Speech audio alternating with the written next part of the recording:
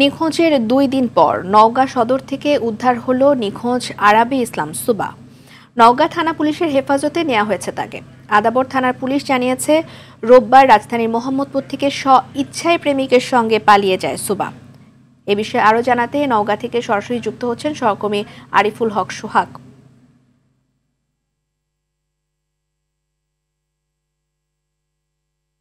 সোহাগ, আমাদেরকে জানাবেন যে এই যে সুবা উদ্ধারের পর এখন কোথায় আছে, সেই সাথে নতুন কোনো তথ্য যদি আপনার হাতে থেকে থাকে এই বিষয়ে জানাবেন।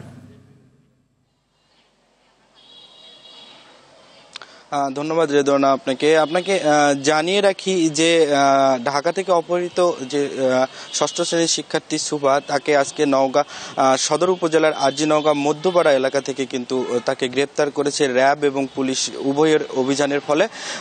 এই গ্রেপ্তারের পর কিন্তু সুবাকে র্যাব তাদের যে র্যাব পাশের যে কার্যালয় জয়পুরহাট সেখানে কিন্তু নিয়ে যাচ্ছে।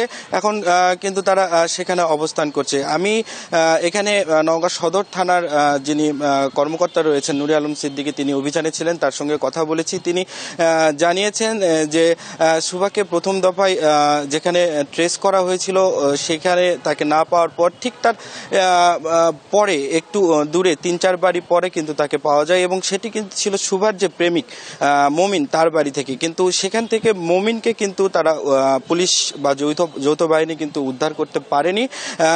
এরপর শুধু সেখান থেকে সুবাকে উদ্ধার করে র্যাব কিন্তু নিয়ে গেছে তাদের কার্যালয়ে।